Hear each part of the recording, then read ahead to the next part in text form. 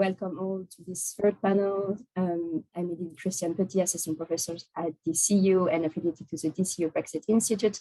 I'm delighted to chair this third panel of the conference that focuses on the economic provisions of the Protocol on Ireland and Northern Ireland, and in particular Articles 5, 6, and 10, which are respectively on the customs movement of goods, the protection of the UK's internal market, and state aid.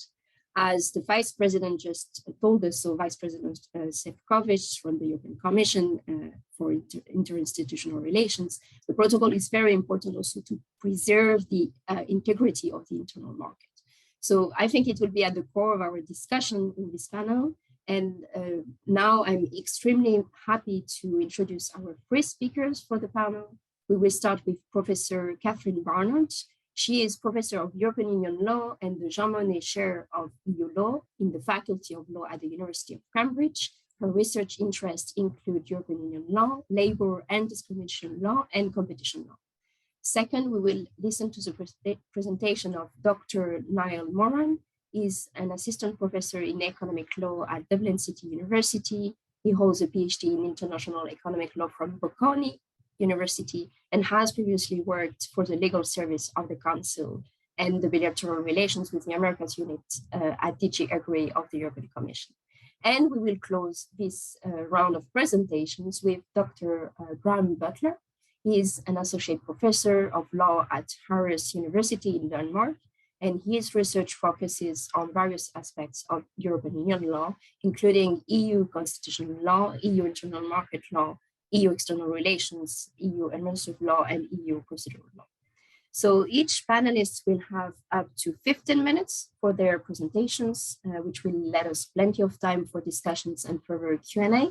Let me already thank the audience for joining us this morning, and feel free to start writing your question in the Zoom function Q&A box or chat, and you will be also able to raise your hand when the time comes to ask your question live. I'm pleased now to leave the floor to Professor Barnard, who will present on her paper, Ceci n'est pas d'un internal market, Article 6 of the Northern Ireland Protocol. Thank you very much. Thank you. So I've been asked to talk about the protection of the UK internal market. And I think when preparing this, what really struck me is just how little curiosity there has been about how the four nations of the UK actually fit together and how they function as a unit or not.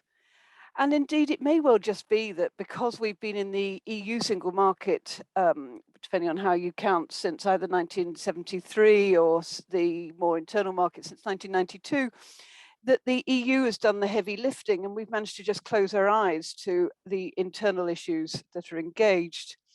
And as far as I can tell, there has been no reference to the actual phrase UK internal market until 2017. Now, I may well be wrong, and given the breadth of experience amongst the audience, I'd be very pleased to be corrected on that point. But the first time I can track down a public reference to the UK internal market is in the joint report of 2017.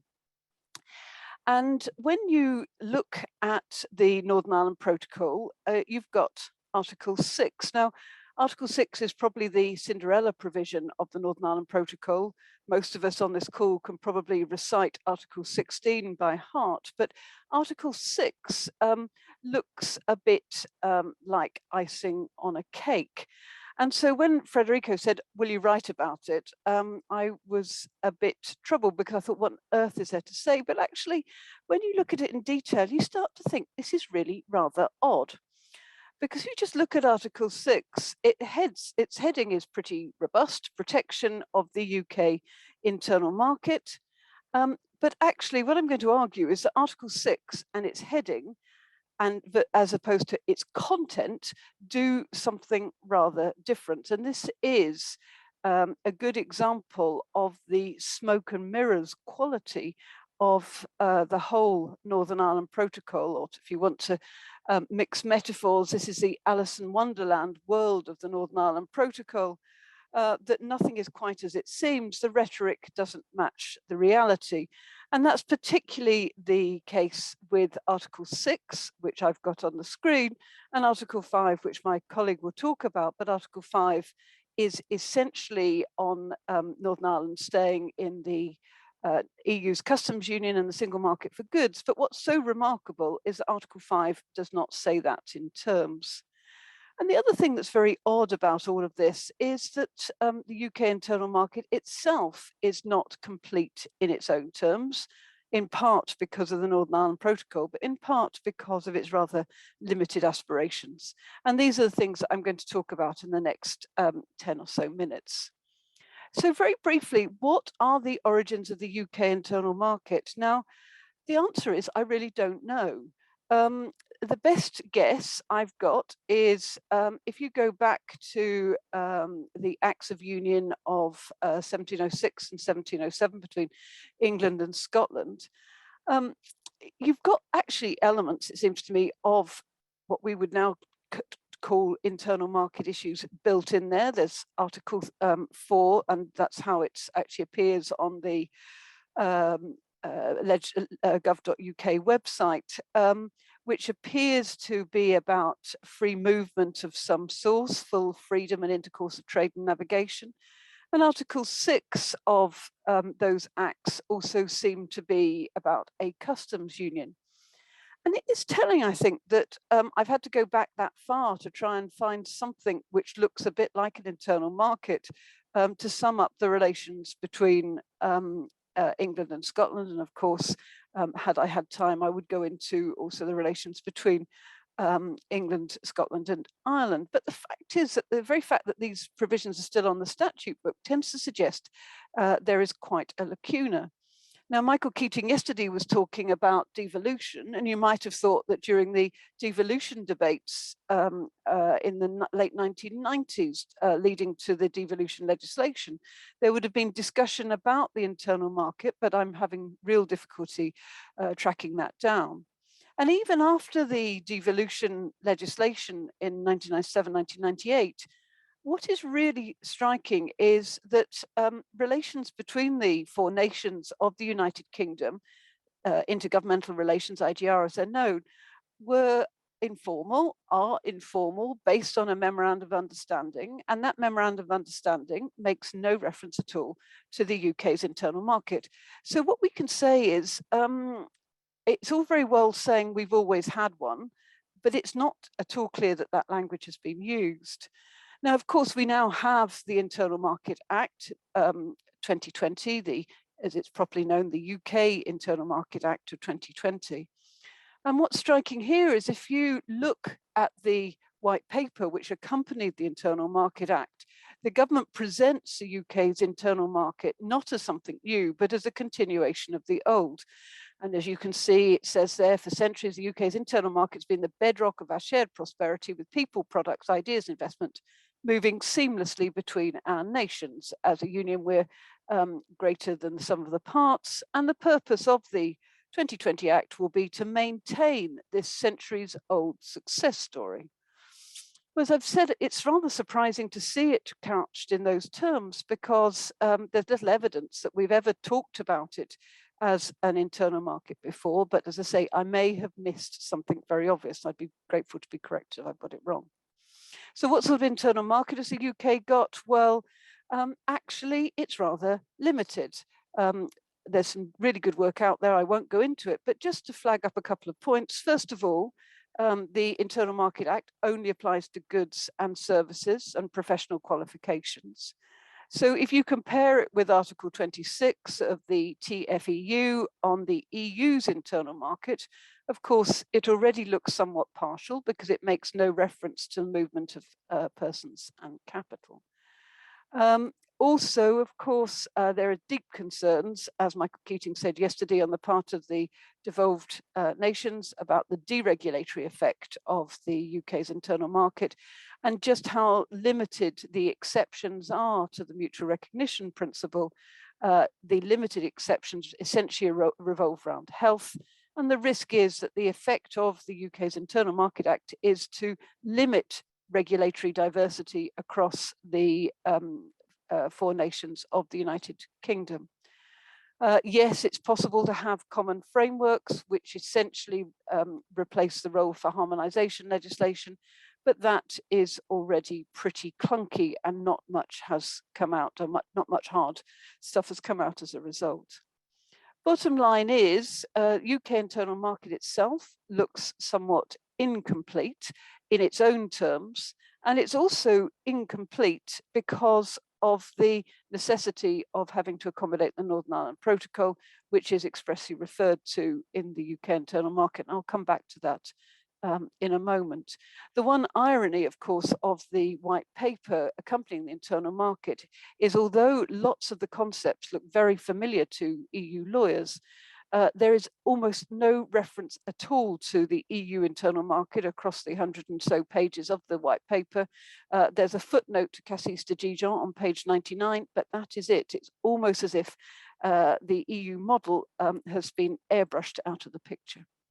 So that's what I want to say about the UK internal market. Now, that brings me back to Article 6. And essentially, I just want to make 4 points about Article 6 of the Northern Ireland Protocol. The first one is probably a banal one, but there's an odd point about timing.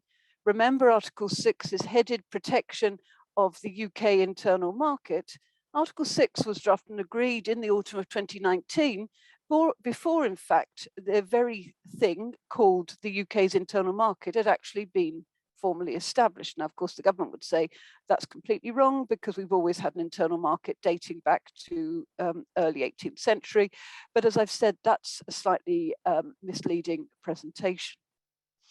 The next point I want to make is a bit more substantive, and this plays to the theme that I was talking about smoke and mirrors. Because although Article 6 is headed protection of the UK internal market, when you start reading the actual substance of Article 6, it's actually rather more partial than you might think.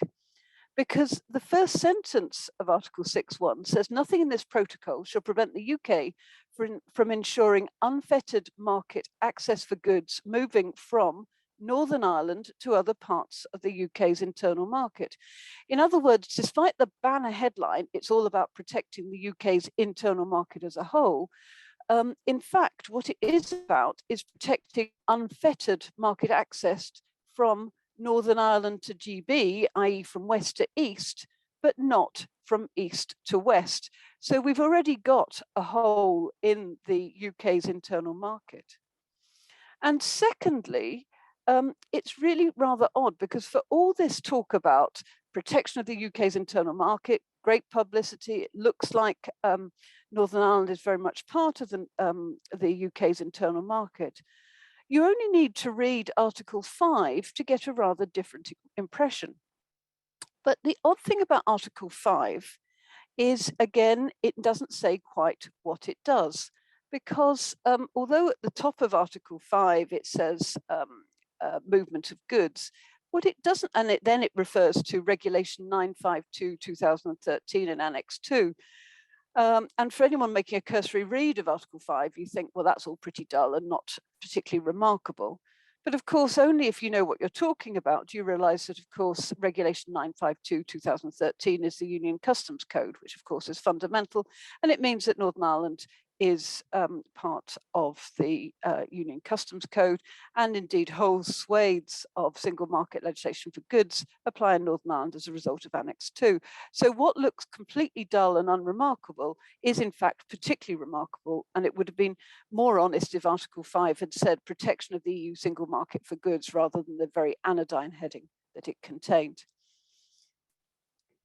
My next point is that although it looks like certainly if you look at the text of Article 6.1, that nothing in this protocol should prevent the unfettered market access of goods going from Northern Ireland to GB. In fact, even that's not correct, because there is disruption to east-west, sorry, I should say west-east trade. I've got my geography wrong. There is disruption from west-east trade too, i.e. from Northern Ireland to GB, because of the pre-departure export declarations that have to be made. Now, here again, it's more complicated than first appear, because part of what the decision, the joint committee decision just before Christmas, lifted some of these pre-departure export declarations. But actually, it's one of the issues that the UK government has flagged up in its white paper from the summer, to say that although they'd planned to use other mechanisms to detect issues about exports, in fact, this is too onerous and they want that to be reconsidered. And so what we're seeing here is that not only is East-West trade affected, that is trade on goods going from GB to Northern Ireland, but so is West-East trade, goods going from Northern Ireland to GB. And the fact is, the government knew this. There was a leaked Treasury document which flagged up just how damaging the customs and declarations and documentary and physical checks would be, and just how disruptive they would be. My final point is about best endeavours. So this is Article 6.2 of the Northern Ireland Protocol. So 6.1 is about apparently keeping Northern Ireland in the internal market for the UK. 6.2 then goes on to say, having regard to Northern Ireland's integral place in the UK's internal market. Well, I've already argued it's not that integral because of Article 5. The Union and the UK shall use their best endeavours to facilitate the trade between Northern Ireland and other parts of the United Kingdom. And there's been an attempt to put that into legislation in the UK Internal Market Act 2020.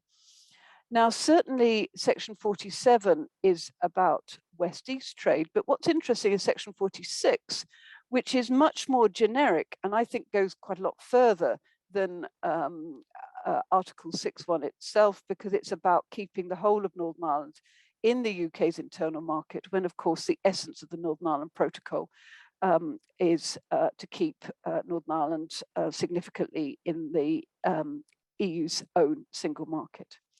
So to conclude, what Article 6 is actually, I think, really rather significant. It's got constitutional consequences, political consequences, trade consequences, constitutional, because it raises fundamental issues about the UK constitution and where does Northern Ireland fit.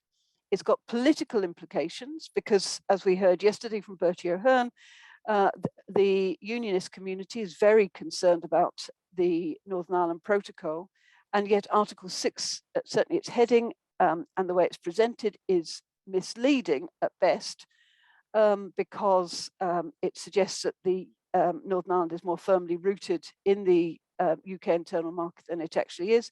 And of course, it's got trade consequences because it's about these checks that we've been hearing about from the Markus Šefčovič, and it's also got consequences in terms of the volume of paperwork that has got to be completed. And so I think what I would say is that this constitutional sleight of hand that you see in Article 6 really does obfuscate the reality on the ground. And all this talk of unfettered market access for goods, I think, just serves to rub salt into very open political wounds, because unfettered it ain't. Thank you very much. Thank you very much, Professor Barnard, for your insightful presentations. I just want to flag the fact that Professor Barnard will have to leave us a bit earlier, so I would encourage our audience to prepare and address their questions in the chat already so that we can prioritize them once we reach the end of the presentations. So let us now turn to Niall's presentation with a paper on customs and movement of goods. So please, Niall, the floor is yours.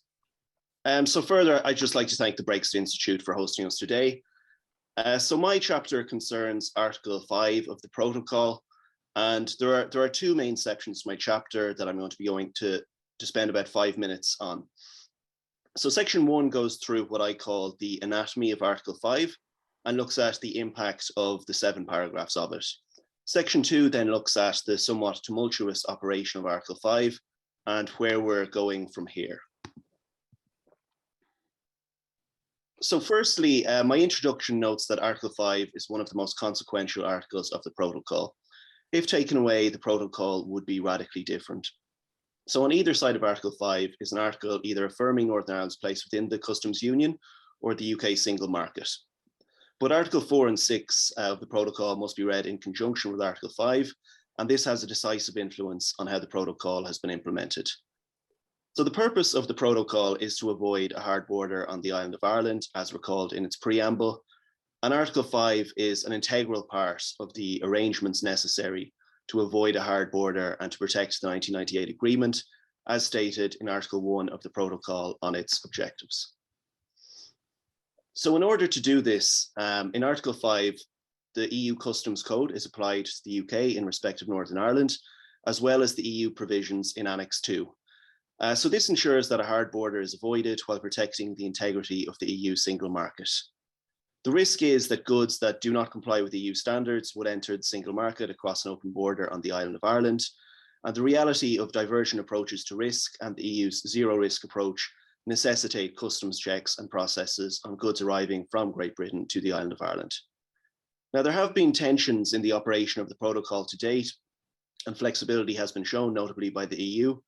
And there is, of course, a major risk to the functioning of the protocol in Article 5 in the UK's insistence on significant change to it in its July 2021 command paper. So moving on to chapter 1, part 1 of this chapter, I examined the 7 paragraphs of Article 5 of the protocol, starting with the most significant of these paragraphs. And please forgive me for diving into some of the more technical areas here. So I firstly examined the 2 paragraphs that set the stage for the article and indeed the entire protocol. So Articles 5, 3 and 4. These form the bedrock for the operation of the protocol as they lock Northern Ireland into regulatory alignment with EU rules governing goods.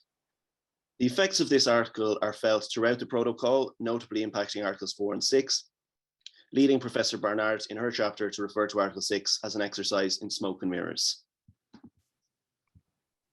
So as noted by Professor Barnard, the dull and unremarkable Article 5.3 applies the entirety of the EU's customs legislation with limited exceptions to the UK in respect of Northern Ireland. This implies a requirement to complete exit summary declarations on goods moving from Northern Ireland to Great Britain. And this gives rise to the apparent contradiction at the heart of the protocol. So this contradiction lies in the application of EU customs legislation, while at the same time providing that Northern Ireland is part of the UK customs territory. And nothing in the protocol shall prevent unfettered market access for goods moving from GB to NI. So these articles must be read in conjunction with Article 5, and while Northern Ireland is de jure in the UK's customs territory, it's the EU's customs legislation that applies de facto. Article 5.4 creates a single regulatory zone for goods on the island of Ireland by applying more than 300 pieces of EU legislative instruments set out in Annex 2 to the protocol. It does this in a mere 2 lines, but the paragraph itself is the tip of the iceberg with its true consequences found beneath in Annex 2. So this in turn requires the customs provisions found in Article 5.3. The hundreds of EU legislative instruments referred to in Annex 2 of the protocol apply in Northern Ireland, and this forms the basis for the protocol. A key feature of these references is that they're dynamic. So where one of these instruments is amended or replaced, the reference in Annex 2 is read as though it refers to the updated piece of legislation as per Article 13.3 of the protocol. Thus, the provisions of Union law in areas covered in Annex 2 have applied to and in the UK in respect of Northern Ireland since the beginning of the application of the protocol on the 1st of January. Accordingly, goods placed on the Northern Ireland market have to comply with relevant EU law requirements. So given the departure of the rest of the UK from EU customs rules, a degree of regulatory friction was inevitable for goods travelling between Great Britain and Northern Ireland. This has been mitigated greatly by the TCA, the Joint Committee Decision on Goods Not at Risk, and trusted trader schemes, but more intensive arrangements are required in areas such as SPS checks. The next paragraph considered is Article 5.1, which is supplemented by 5.2. So 5.1 provides that no customs duties shall be payable on trading goods from Great Britain to Northern Ireland unless that good is at risk of subsequently being moved into the Union. For goods at risk, the UK must make sure that a tariff equivalent to the EU tariff is applied. Thus, declarations are needed and checks are required to ensure the correct tariff is charged and to give effect to EU regulatory standards. Article 5.2 primarily sets out how it will be determined whether a good is at risk of being moved, and the Joint Committee decision in this area is outlined. So the protocol provides that de jure Northern Ireland is part of the UK customs territory, but de facto it remains in the EU's internal market for goods. In order for this to happen and to avoid the hardening of the border on the island of Ireland, there must be no customs duties applicable to goods travelling across the border, as well as the accompanying trade law prohibitions on discriminatory internal taxation and quantitative restrictions on exports and imports. Article 5.5 of the protocol prohibits these three activities. So firstly, customs duties are prohibited as Article 30 TFEU applies, and Article 30 prohibits customs duties as well as charges having an equivalent effect. Secondly, discriminatory internal taxation is prohibited as Article 110 TFEU applies, and such taxes could undermine the absence of customs duties, and the ECJ demands complete neutrality of internal taxation of domestic and imported products. Finally, and thirdly, quantitative restrictions on exports and imports are explicitly prohibited in Article 5.5, although this is notably done without reference to the TFEU. So the final two paragraphs of Article 5 are slightly more prosaic, and they provide exceptions to the general rule under Article 5.1 that customs duties are payable on goods brought into Northern Ireland from elsewhere in the UK unless they are deemed not at risk. So customs duties may be avoided, waived, or reimbursed if the good falls under one of the exceptions provided for in Articles 5, 6, and 7. So Article 5.6 provides for circumstances in which the UK may reimburse or waive duties on goods brought into Northern Ireland. It clarifies that such duties are not remitted to the EU and subject to its state aid obligations as set out in Article 10, as we'll be looking at. The UK may reimburse duties or waive customs debts on goods brought into Northern Ireland. Finally, then, Article 7 provides a further exception for consignments of negligible value, those sent by individuals to another, and goods contained in personal baggage. Okay, so moving on to part 2 of my chapter. A first controversy I note is the unilateral extension of certain grace periods on the 3rd of March. And these were deemed to be a violation of Article 5, paragraphs 3 and 4 of the protocol. And on the 15th of March, the EU Commission initiated infringement proceedings as a response.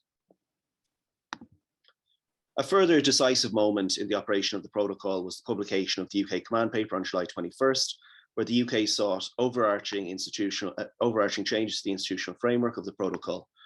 So Vice President Šefčovič clarified that day that the EU is not willing to renegotiate the protocol, but it was stressed that the EU will continue to be creative and flexible within the protocol's framework. So on July 27th, the EU then suspended its infringement proceedings against the UK in response to the publication of the command paper. So my chapter then considers the areas of concern outlined in the command paper, those that relate to Article 5. So the two areas where broad agreement between the parties are necessitated for the long-term functioning of the Article 5 are deemed to be the assessment of risk and the role of the CJEU.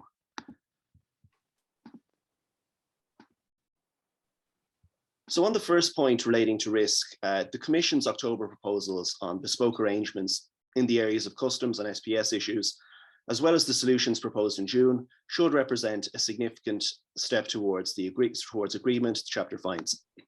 The reduced checks and simplified certification for goods moving from GB to Northern Ireland should meet the concerns outlined in paragraphs 39 and 40 of the command paper, but of course, negotiation is underway in relation to these proposals. On the second point, the UK outlined in its July 2021 paper its desire for alternative dispute settlement arrangements, seemingly through international arbitration.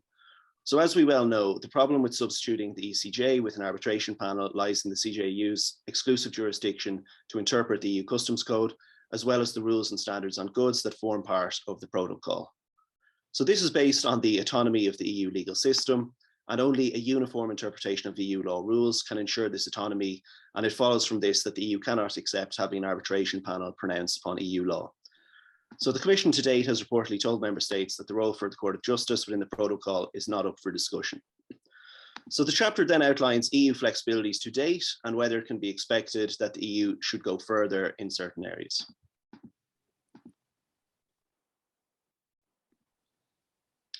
So on potential flexibilities in relation to the role of the ECJ, I note the potential here for a similar structure to that of the withdrawal agreement in Article 174, which provides for arbitration panels formed under it to request a ruling from the CJEU, where a question of interpretation of a concept of EU law is raised. So Article 12 of the protocol could be amended such that disputes under the economic provisions of the protocol could be submitted to an arbitration panel rather than the Court of Justice, as is currently the case under Article 12.4. So this could be done provided that arbitration panels would refer any question of EU law to the Court of Justice, and such rulings would be binding on the arbitration panel. So Article 174 of the Withdrawal Agreement contains such provision in relation to arbitral proceedings under the Withdrawal Agreement. So it seems to me that the red line for the EU, perhaps it should not concern the ECJ's role presiding over dispute settlement in the protocol, but rather its exclusive role interpreting EU law. It is, however, far from clear whether the EU Commission and the Member States would be willing to make a further concession, and of course one that would require treaty amendment. However, if it were the case that such a change would satisfy UK demands and assurances were given in this regard, then I find that a technical concession of this nature should be considered. So there is a risk that making a concession here would lead to more being asked for, but if the right assurances were considered, I think this should be considered. But it is a point here is that it's far from clear whether this actually would be enough for the UK. So if the EU agrees to such an arbitration mechanism and the UK then makes additional demands or seeks further concessions, the EU would then be able to consider all options available to it, knowing that it has gone as far as it could in accommodating UK requests in order to make the protocol function. So onto my conclusion. I conclude that the next Northern Ireland Assembly election is scheduled for May 2022, and these elections will, and those elected will vote on the continued application of Articles 5 to 10 of the protocol. So if the Assembly were to vote against the protocol, this could lead to renegotiation of the customs border between the EU and the UK. The future of the protocol depends on convincing the Northern Ireland electorate that it remains the best solution to the question of a border between the EU and the UK, necessitated by the type of Brexit chosen by the UK government. Finally, I note that for the protocol to work, flexibility must be shown by both sides, first and foremost in implementing their obligations under the current framework. And ultimately, if the UK insists on either removing the supervision of the ECJ or a risk-based approach along the lines of equivalence that the EU has long rejected, the economic provisions of the protocol risk falling before the Assembly has a vote on them at the end of 2024. Thank you. Thank you very much, Niall. It's also in the light of the fact that Catherine has to give us in 20 minutes or so, and I wanted to be sure that you also have the chance to interact within the panel. So now it's a time for Q&A. You can raise your hand, you can write in the chat. I also invite our speakers to engage with each other. You have many overlaps and common issues. I could start with a general question, and two questions were already addressed to Catherine by private chat. So I may start with this, if it's okay with our panelists. It's in particular on the concept of internal markets and the fact that there are commonalities between the UK and the EU, so in terms of conceptual approach, ideas and language. So this is what you said. And a participant was asking a bit more about the market access, to elaborate further on this dimension. I believe, so this is coming from Edward Cox, so if this person wants to elaborate further orally, please feel free to do so. And there was another question also about your thoughts on the Welsh government challenge to the Internal Market Act. So I guess it's more a political dimension to the debate. So if you could please start with this, and then I will continue monitor the chat and the raised hands. Thank you. Thank you very much. Thanks for those questions. On the notion of the Internal Market Act and the question of market access, it's a very different notion of market access to the one that we are increasingly familiar with under EU law. By market access under EU law, I mean cases very well known like Gephardt or Sager, which just talks about removing any restriction, even if it is non-discriminatory.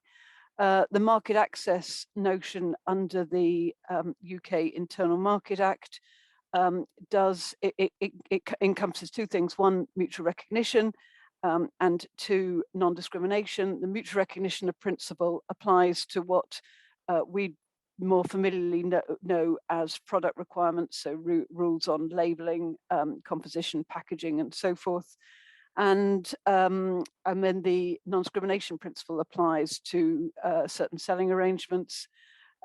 Both are subject to very limited exceptions concerning public health, and you have a broadly similar distinction drawn in respect of services.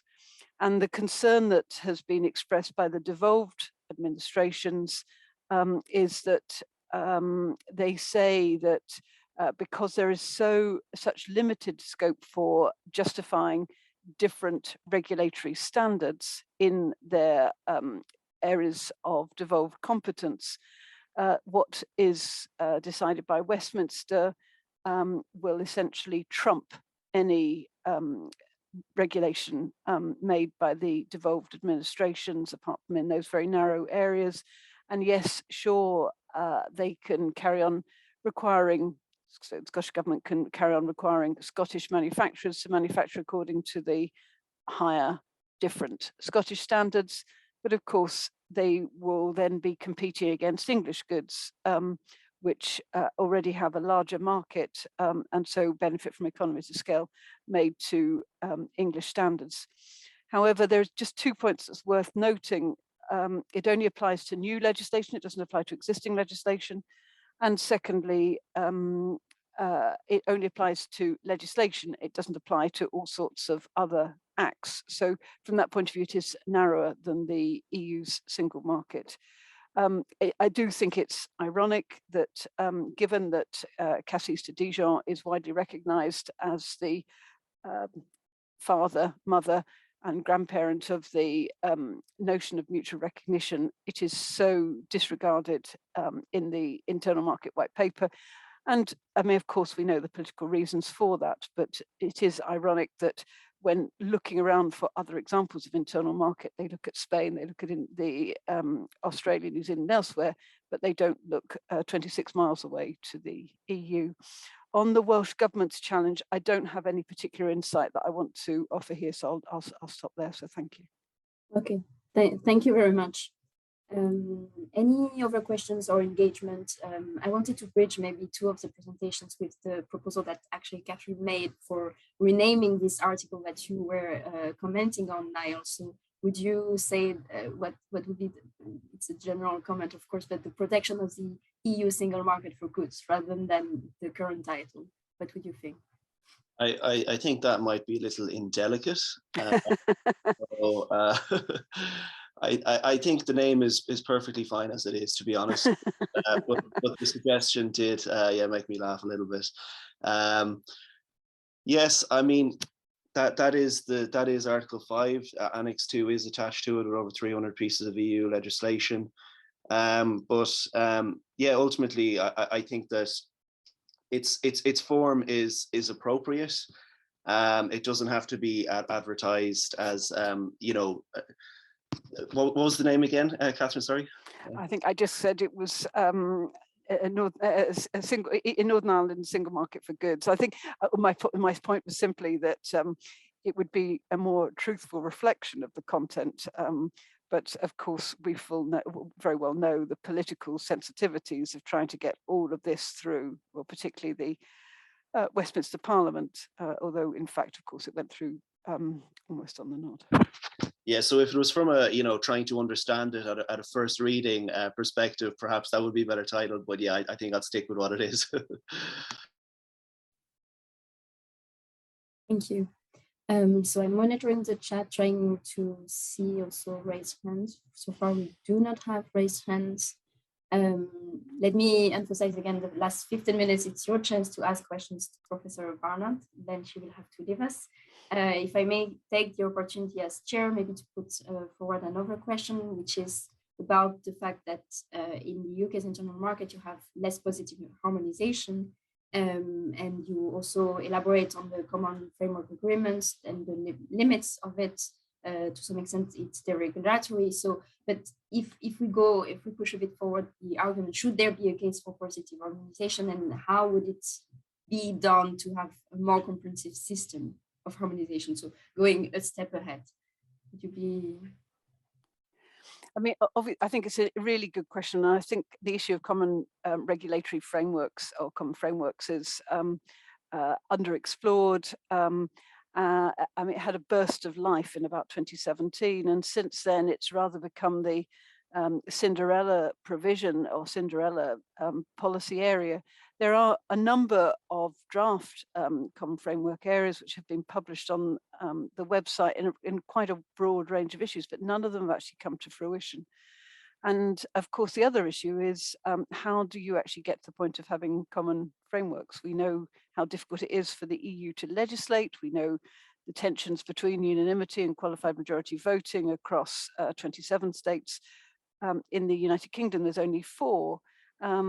But of course, I think what we're also seeing is the effect of the Northern Ireland Protocol, which already hampers what the UK can do UK-wide, because of the very reason that there are these 300 or so regulatory provisions which apply to Northern Ireland, which makes having common provisions already quite a lot more difficult. Thank you very much. I think there might be a question coming. I see they were not addressed directly to me. Let me see. So there is one question here about the famous Article 16. Our audience participant is intrigued to know why it refers to diversion of trade as a justification, and when diversion of trade is by definition something that the protocol will imply. So if you would have thoughts about this. I think it's a mistake. I don't think it should be there at all. And I think there's some evidence that it was a mistake and was not intended to have been there at all in the final drafting, and that the legal scrubbing didn't remove it. And certainly if you compare Article 16's text with, I think it's Article 773, which is the safeguard clause in the TCA, you don't, I don't think you see the reference to diversion of trade. Rob Howells is going to discuss, I think, this point after the break, but I think the reality is it was inevitable there'd be diversion in trade, because that was the whole essence of the Northern Ireland Protocol. We know on our favourite subject of sausages that, as we know, under EU law, chilled meats can't come into the EU from third countries. And in anticipation that this rule would be applied, it may well be that it won't now, obviously we're in the grace period, it was inevitable that Northern Ireland shops would look to source their sausages, not from GB, but from elsewhere in the north or in the south. And so just at that very prosaic level of sausages, it was always clear that there would be trade diversion. And so then the interesting question is, we saw in the government's white paper in the summer that they've said there has already been trade diversion. Certainly all the statistics indicate a significant increase in trade, both from the north to south and from the south to the north, which I think is an inevitable consequence of the protocol. Indeed, it's one of the things that we heard from Markus Šefčovič earlier, that actually there is significant trade going on between Northern Ireland and the south. And so the question then is it just enough to trigger Article 16 to have trade diversion, which is the inevitable consequence of the Northern Ireland Protocol, or has there got to be more trade diversion than would have been expected?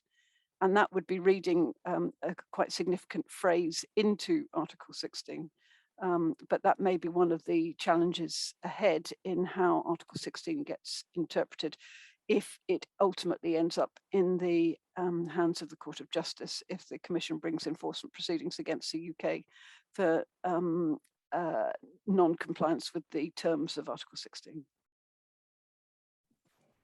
Yeah, just to come in on that as well.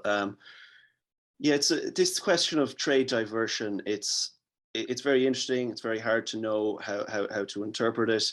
And in my study of case law under safeguards, it's not a term that comes up too often.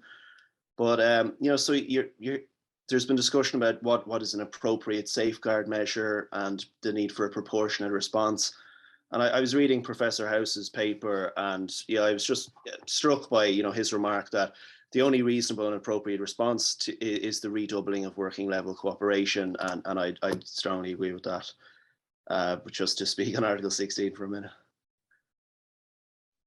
Thank you, Niall. A question which is bridging the issues we were discussing so far. So a participant is asking how much will the desire for UK's internal market affect the UK's ability to conclude trade agreements with third countries? So the external aspect of the internal market. Who wants to elaborate on this? Professor Barnard, maybe? Go ahead. So the question is, how does the protocol affect the ability to conclude free trade agreements with third parties, is it? Or? Yeah, so how much the desire for this UK's internal markets, I guess it's also part of the implementation of the protocol, will affect the ability of the UK to conclude trade agreements with third countries. Yeah, I mean, yeah, this wasn't an area touched in my paper, but of course, I think because of the hard Brexit pursued by the UK government, it has more or less a free hand in concluding its free trade agreements. But yes, then in where goods are coming from Great Britain into Northern Ireland, there are questions such as rules of origin requirements. And if the EU tariff on certain products isn't zero, then it won't be considered to be a good not at risk. So checks are required on those products. So yes, potentially complications for Northern Ireland as a result, I would say. Thanks. Catherine? Yes, thank you. I would just add to that. I agree that the more trade agreements that the UK enters into, which allow for where there's divergence of standards, the more checks there'll be at the border. But that said, of course, Northern Ireland Protocol makes clear that Northern Ireland will be able to benefit from any trade agreement that the UK enters into. And so you can see that this is going to be an ongoing problem about how to manage the east-west border. And particularly where there are tariff divergences, the level of tariffs are different.